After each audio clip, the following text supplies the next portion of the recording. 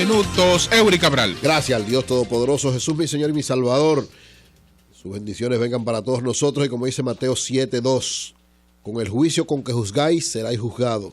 Y con la medida con la que medís, serás medido. Por eso hay que ser justo siempre. Miren, hoy la Cámara de Diputados va a discutir en segunda lectura, a tratar de aprobar, yo espero que sí lo hagan, la ley de enriquecimiento ilícito y la ley que establece, ¿verdad?, la declaración jurada de bienes. Ustedes saben que la ley que tenemos actualmente, aunque es una ley viejísima, a final de cuentas no tiene un nivel claro de cómo debe evaluarse eso y cómo sancionarse. Por eso ustedes ven que cualquiera hace una declaración de bienes y no pasa nada. Entonces, esta ley que ha tenido una gran tribulación, ha sido aprobada varias veces, se han caído las sesiones de los diversos mecanismos y entonces no se termina de aprobar porque va del Senado a la Cámara de Diputados, al Senado. Ha habido como una especie de balón de basquetbol tirándoselo uno a otros y parece que ahora está en el camino de ser aprobada. ¿Por qué? Porque el Senado que la aprobó, la mandó a la Cámara de Diputados, la Cámara de Diputados le hizo algunas modificaciones que el Senado aceptó. Si la aprobase hoy en segunda lectura, queda ya aprobada porque el Senado la va a aprobar de esa manera y que entonces queda como ley. Esta ley, que es de la autoría básicamente del senador Charlie Mariotti, que ha echado un pleito histórico porque se aplique, tiene una serie de elementos importantes para desde el punto de vista institucional poder enfrentar la corrupción administrativa. Si la corrupción no es con discursos, no es con bultos, no es queriendo hacer daño, es teniendo mecanismos institucionales efectivos que realmente vean cuál es la problemática. Por ejemplo, aquí está un listado de cuáles son todo el funcionario que maneje recursos públicos tiene que hacer su declaración, pero además tiene que ser evaluada esa declaración. Incluso plantea, y me parece importante, entre las sanciones a los que incumplan con lo que está establecido por la ley, el que se le confisque a lo que no pueda demostrar y además que haya pena de 5 a 10 años de reclusión y que lógicamente no pueda estar durante un tiempo en funciones públicas.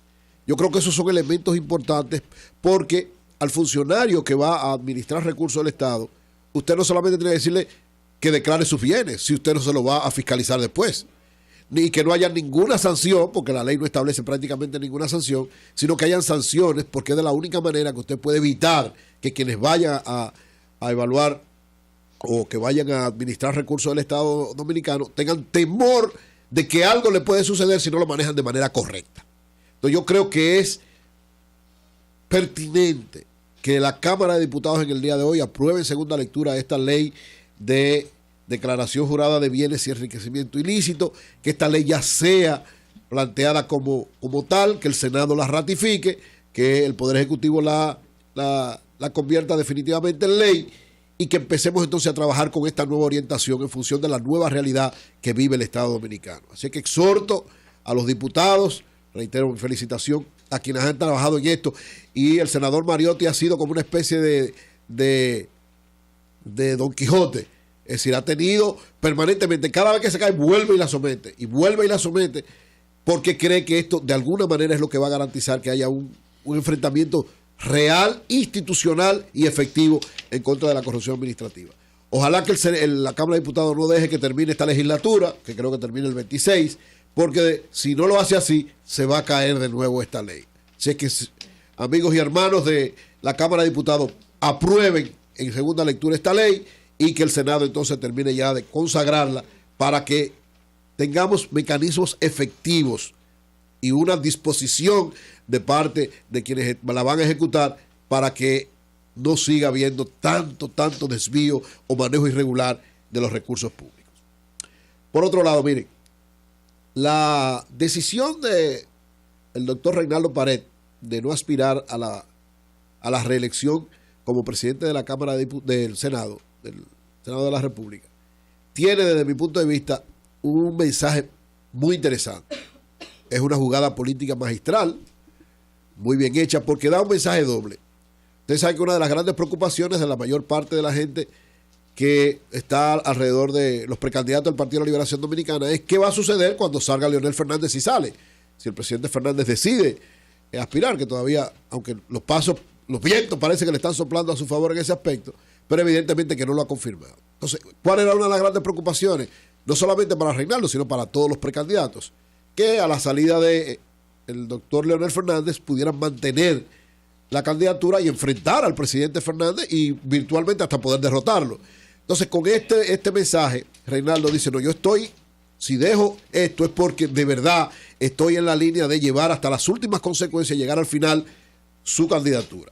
Y lo segundo, que es lo que me parece también muy importante por el mensaje que da, es que de alguna manera es un mensaje de que está actuando parecido a como actuó el presidente Danilo Medina.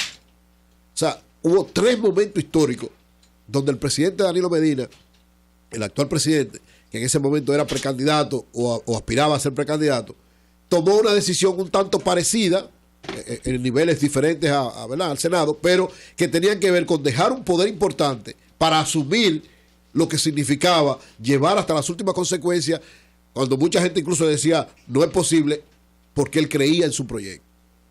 El primero fue cuando renunció de la Cámara de Diputados en el año 94 para dirigir la campaña del presidente Leonel Fernández, en ese momento candidato presidencial, donde nadie, en la cabeza de nadie había posibilidad de que el PLD ganara las elecciones.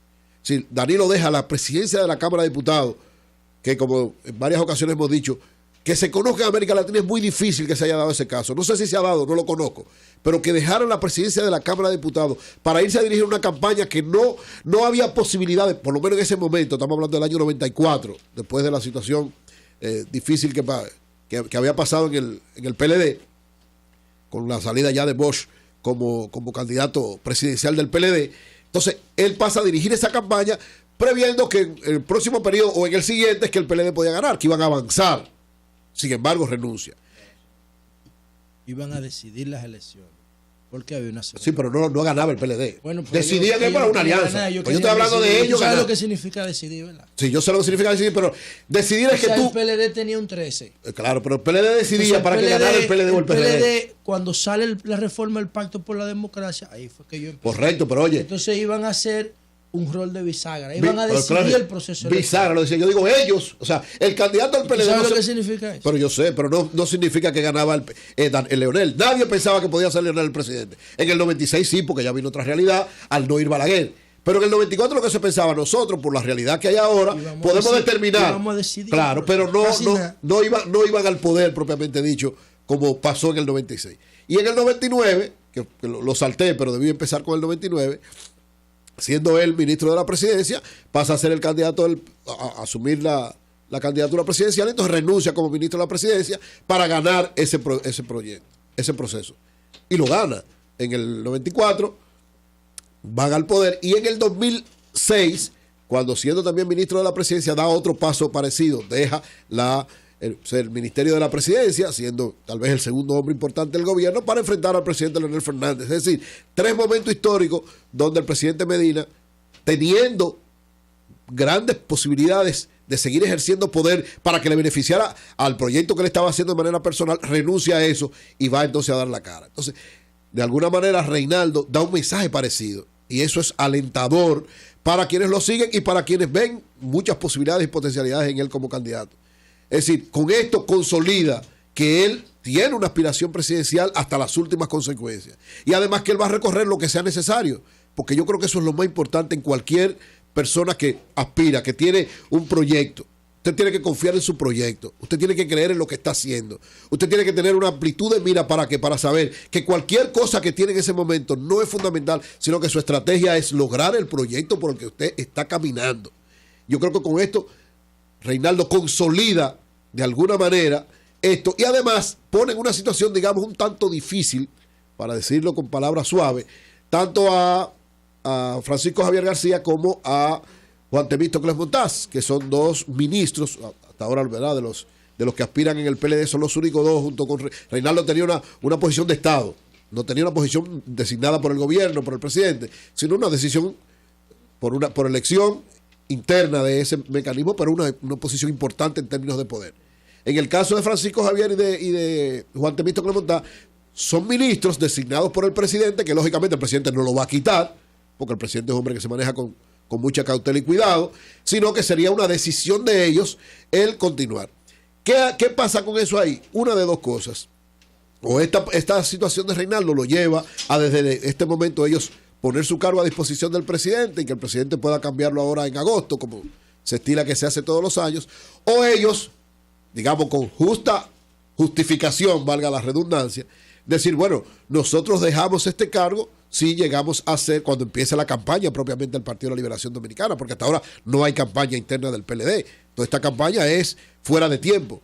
La campaña del PLD supongo que empezará a principio, en el primer trimestre del año 2015, y será elegido después de mayo, de agosto, el candidato, y ya el candidato, cual que sea, sí, la lógica indica que tiene que dejar cualquier vinculación con el gobierno en términos de funcionario o cualquier otro asunto, pues se dedicará fundamentalmente a lo que es campaña presidencial. Pero de hecho, es una decisión inteligente, muy bien manejada, desde el punto de vista de su candidatura la fortalece, desde el punto de vista de su consolidación como virtual candidato del PLD le favorece extraordinariamente y además pone en una situación un poco, digamos, complicada a los otros precandidatos. Lo cierto es que esta decisión de Reinaldo Pared fue muy bien valorada y lo consolida como un precandidato importante dentro del Partido de la Liberación Dominicana.